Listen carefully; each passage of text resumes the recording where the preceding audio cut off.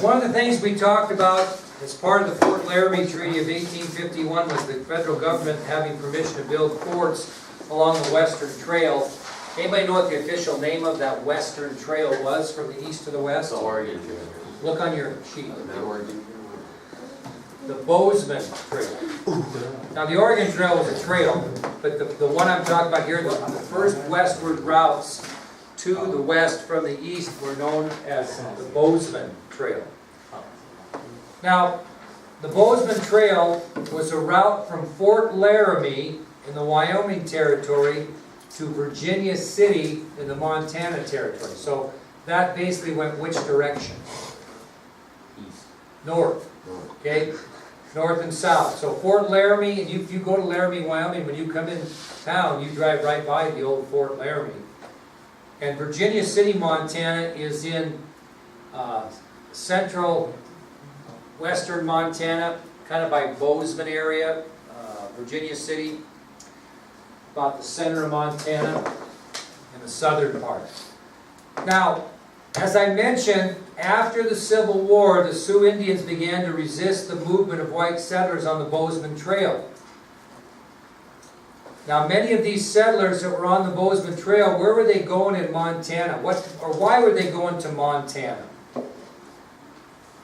Gold. To do what? What? Mine. Gold. Very good. Gold and silver. So many of the settlers that were traveling along the Bozeman Trail were going to the gold fields of Montana, and they were located in 3 Montana cities, which all exist today. Only one is civilized, so to speak, that you can actually live in. The first one I mentioned, which was Virginia City. So Virginia City, Montana was a big gold town. Right now, it's still an active town, very small, more of a tourist trap. They also went to nearby Nevada City, which was just a couple of miles from Virginia City. So many settlers who were traveling along the Bozeman Trail to the gold fields of Montana went to Virginia City, they went to Nevada City, and they went to another place called Bannack, B-A-N-N-A-C-K. B-A-N-N-A-C-K, which is located by Dillon, Montana, in western Montana. So, the gold fields in Montana were in Virginia City, Nevada City, both in south central Montana, and Bannack was in the western part of Montana by Dillon. Well, it was at this time that U.S. Army General John Pope, who's on your sheet, was given orders from Washington, D.C. to establish 3 forts along the Bozeman Trail.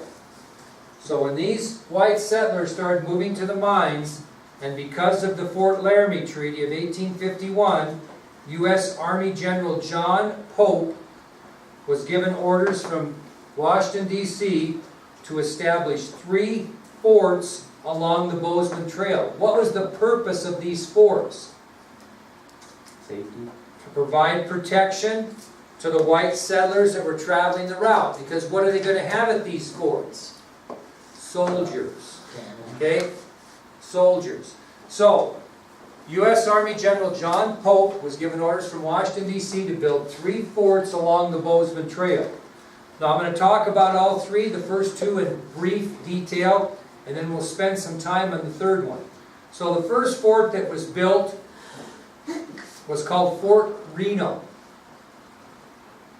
And it was located on the banks of the Powder River in Montana. Fort Reno, R-E-N-O. And Fort Reno was located on the banks of the Powder River in Montana. Anybody have any idea what section of Montana the Powder River is? It's kind of funny though, it travels quite a ways. What's the big theme song of the University of Wyoming? Powder River, Letter Buck. Okay, that's kind of a big thing. So where's the Powder River though? Anybody know? Like southeast, I'm thinking. We don't have any boards in here, which is really weird. Okay, Montana's in the southeastern part of Montana, would be the Powder River. Now, the commander of Fort Reno was a general by the name of Patrick E. Connor, who's on your sheet. Patrick E. Connor was the commander of Fort Reno, located on the Powder River in southeastern Montana. The second fort that was built along the Bozeman Trail was Fort C.F. Smith. Fort C.F. Smith. And Fort Smith, as it was more commonly known, is located near the Bighorn River in southeastern Montana. Fort Smith, still there. Located near the Bighorn River in southeastern Montana. And it was under the command of Captain N.C. Kenny. So Fort Reno on the banks of the Powder River in southeastern Montana under the command of General Patrick E. Connor. Fort C.F. Smith, more commonly known as Fort Smith, located near the Bighorn River in southeastern Montana, was under the command of Captain N.C. Kenny.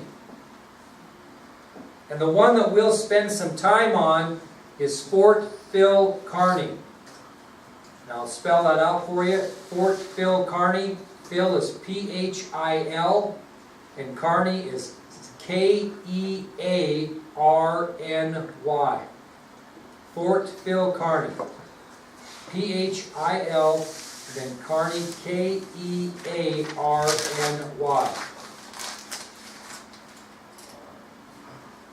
Now, Fort Phil Kearny was established in October of 1866.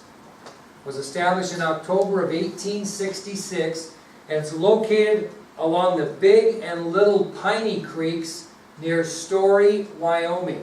Anybody know what bigger town is by Story? Sheridan? Sheridan. Very good. Very close to Sheridan. So, Fort Phil Kearny was established in October of 1866. It's located along the Big and Little Piney Creeks near Story, Wyoming, which is very close to Sheridan. Now, this fort was under the command of Colonel Henry B. Carrington. Good name to know. It was under the command of Colonel, C-O-L period would serve for Colonel. Colonel Henry B. Carrington. Carrington?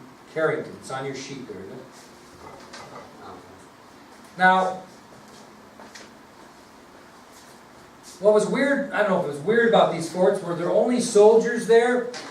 What else were there? People, civil, What? civilians? Civilians, such as those contracted by the government, but also soldiers, especially officers, families were there, women and children. So you had wives there, military wives, you had military children there. Okay? It wasn't really supposed to be a hostile situation, so they brought their families. It was there to provide protection. But what happens after the Civil War, the Native Americans get a little more riled up about this situation, so we'll talk about that. Now, I'm not going to spend any time talking about Fort Reno or Fort Smith, because they're in Montana and this is Wyoming, but I am going to spend some time talking about Fort Phil Kearny. This is important you know about this, and I think if you ever get an opportunity to go see it, it's pretty cool, because there's nothing to see. It's all left up to your imagination.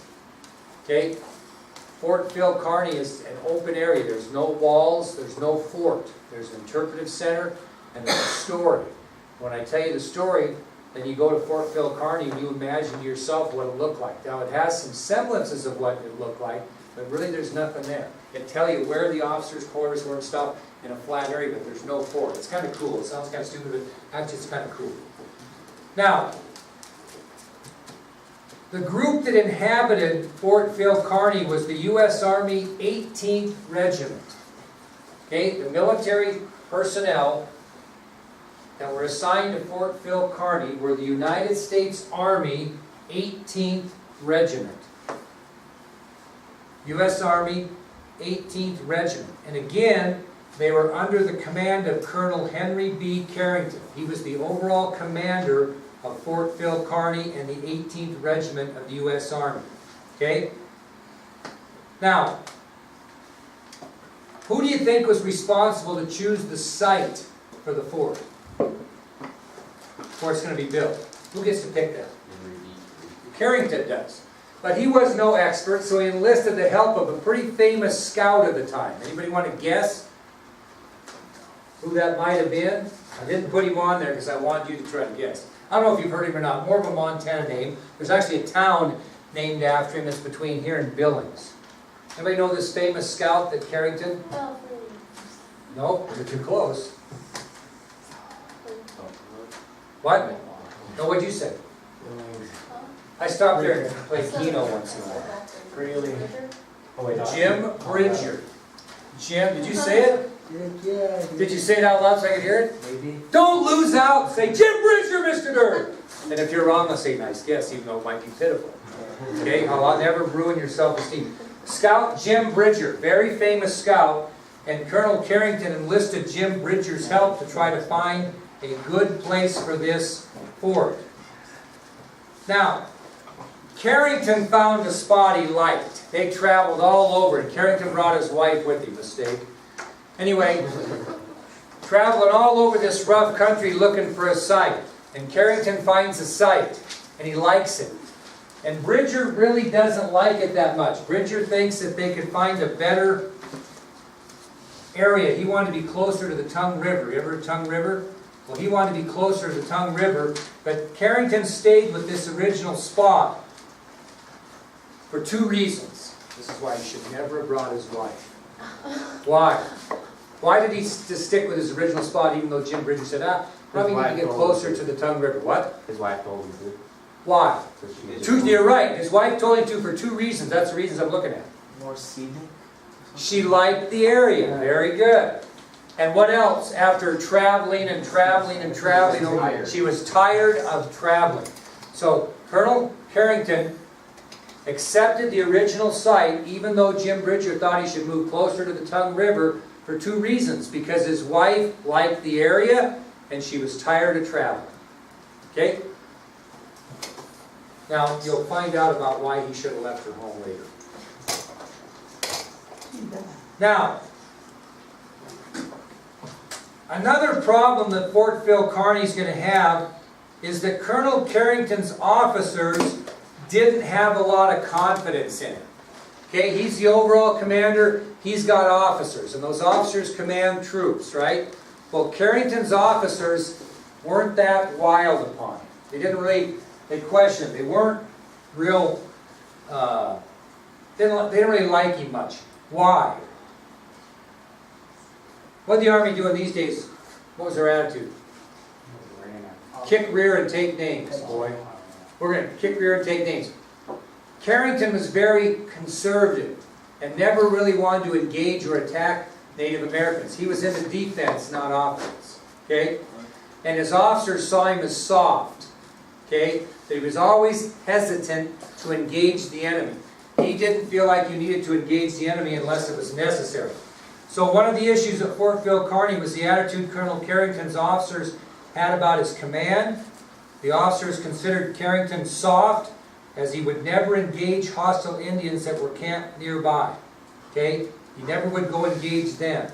Okay? He hesitated to attack because, and this makes sense, he didn't think he had enough men or soldiers or horses to mount a successful attack about the Indians in the area. Who could have taken a lesson from Carrington about 10 years later? Custer might have taken that lesson. So Carrington was a little bit apprehensive. But his instincts would prove to be true. Okay? Now, that really wasn't Carrington's biggest fault. His biggest fault was he didn't have a lot of discipline with his soldiers. He wasn't a hard ass, okay? He really should have been a little harder than he was. He lacked discipline on his own men, and that's going to cause him some issues.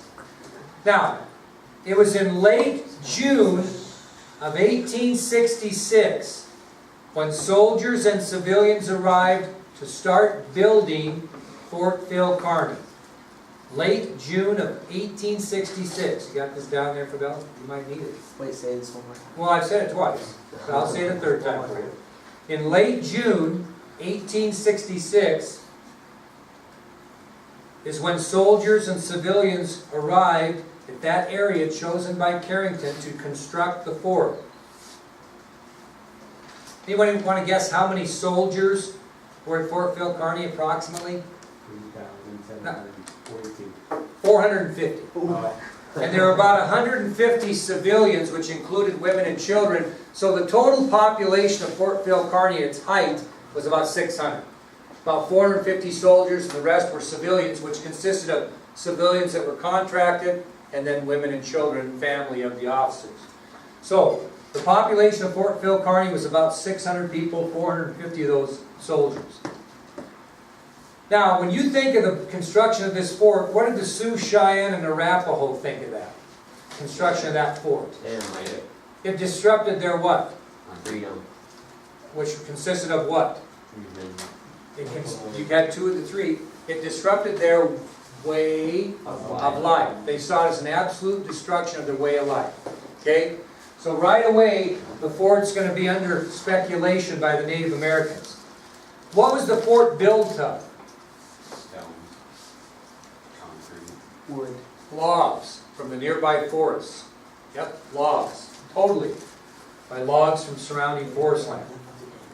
Now here's what, if you were a soldier during the construction of the fort, here is your daily job. You need to know this. You had a daily job of digging a trench 3 feet deep by 3 feet wide by 9 feet long. Okay? You had to dig a trench 3 feet wide, 3 feet deep, and 9 feet long.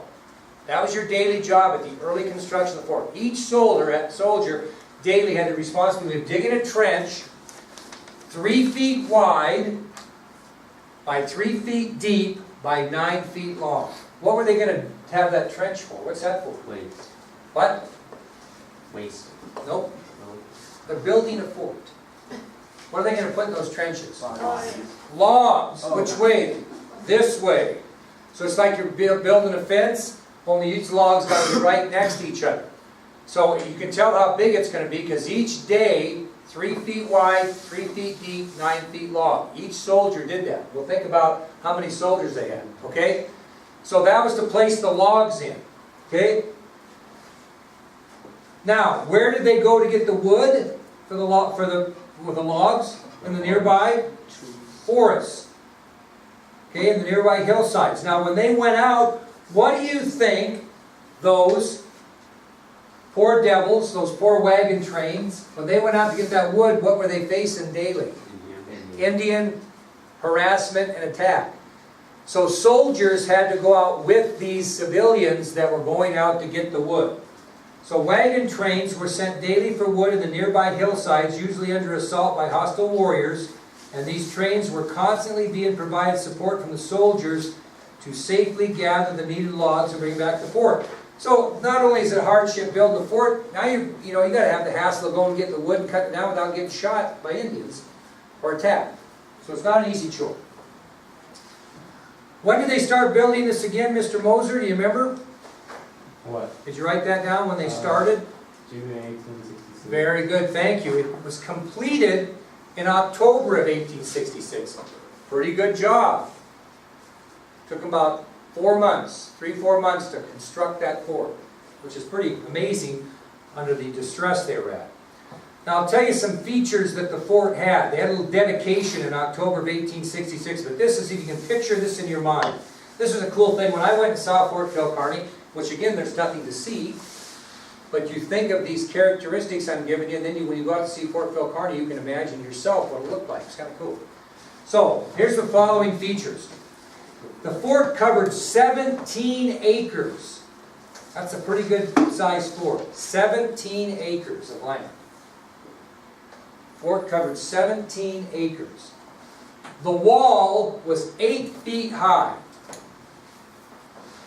Now what's your first thought when I tell you that? I mean, when I walked up, they have a wall built that's kind of a facsimile of the walls around the fort. And I walked up to it, and what's the first thing I thought? They're short. Yeah, I'm 6'3". I'm thinking, what the Jesus? You can almost look over the top of this.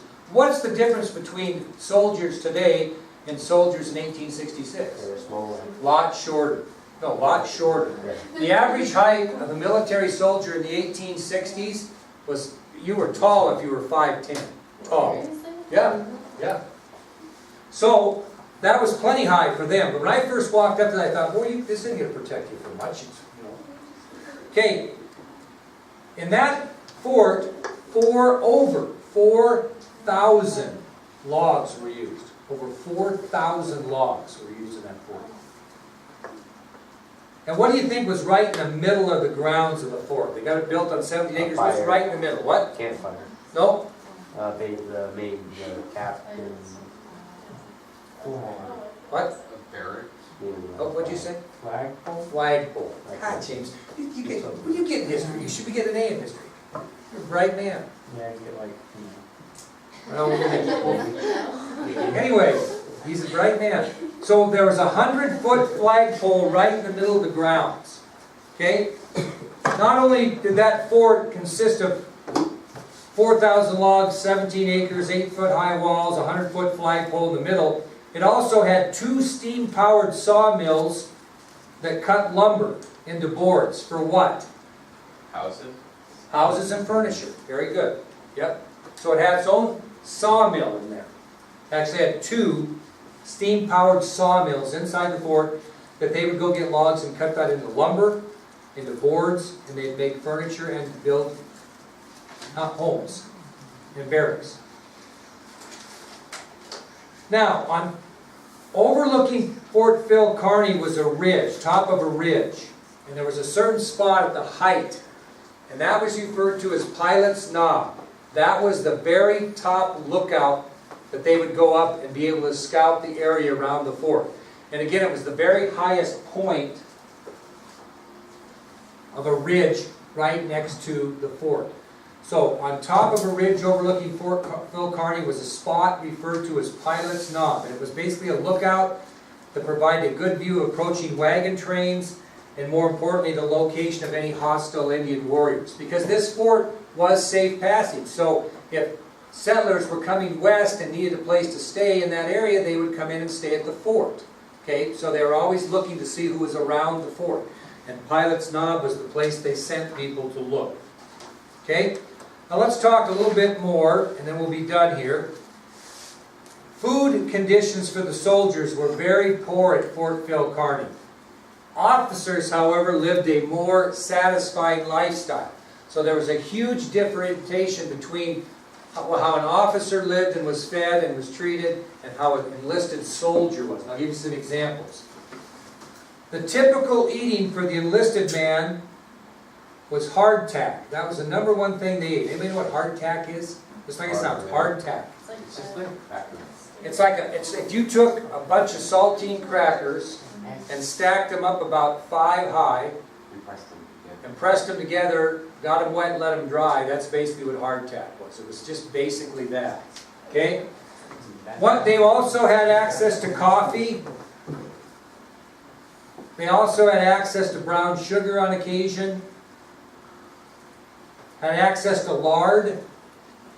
And they even had some salt pork. The problem with the salt pork is it was left over from the Civil War. Some of that meat was 5 to 10 years old.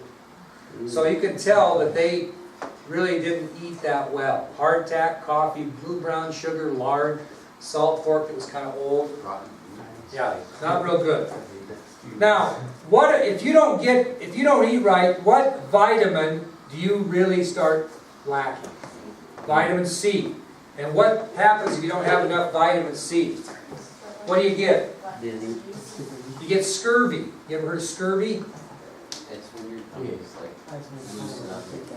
It's just, you're not healthy. And your body parts, like your teeth fall out, things like that. And a lot of soldiers died at Fort Phil Kearny, not from Indian attack, but from scurvy, because they didn't get enough vitamin C in their diet. In those days, you didn't go down to the pharmacy and buy vitamin C tablets. Now, the soldiers did have a little bit of a treat. There was a black lady at the fort that baked pies, and you could buy a pie for $1 a pie. And many, many soldiers saved their salary, so to speak, and bought pies from the black lady. So they did get a little bit of a treat once in a while if they could afford to purchase a pie. Well, Colonel Carrington, normally a pretty low-key guy, got a little ticked off at the pie deal, as he found out that the black lady was using military flour to make them, and so he cut off the pie sales. Cut them off. That'd make for good morale, wouldn't it, among your soldiers, who once in a while got a pie when they were eating all that other crap most of the other time. Now, you guys think about this, especially you boys, but girls can. They can think about this too. Does that seem stupid that that's what they ate? What could they be eating, would you think? Think about it. Jerky. What? Jerky. From where? From the woods. Well, what do you find in the woods? Animals. Yeah, why in the world would these guys be eating this crap when they could be go hunting game right outside the fort that was very plentiful? Why didn't they go out and hunt that game?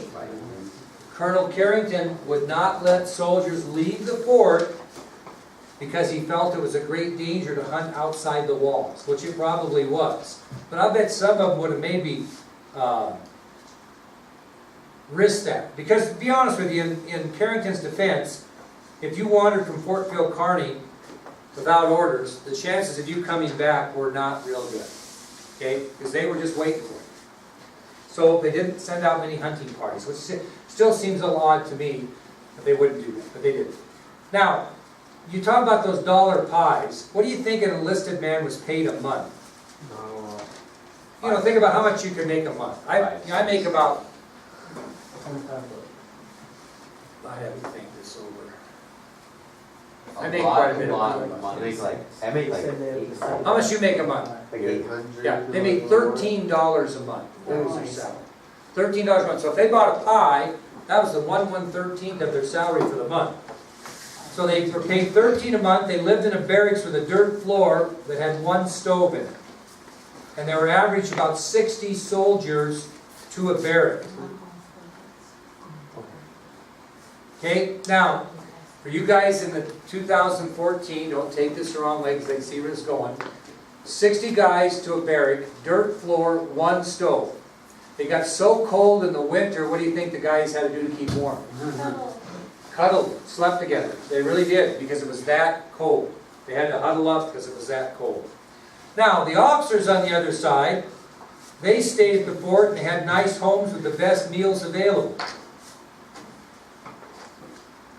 Now, here was Carrington's home. It was 48 feet by 22 feet, had a 22-foot by 13-foot kitchen attached. So he lived in luxury, so to speak, there, compared to the soldiers. Okay? And that did cause some issues. Now, who lived in Carrington's home? His wife, Margaret. He had two sons, Jimmy and Harry, and he had a butler by the name of George. All of those people lived in Carrington's home, while the infantry soldiers lived where? In barracks with dirt floors, 60 men to a barrack, one stove, colder than heck in the winter. Just seemed a little odd. That was the difference, though, in those days between being an officer and being an enlisted man. Okay? All right.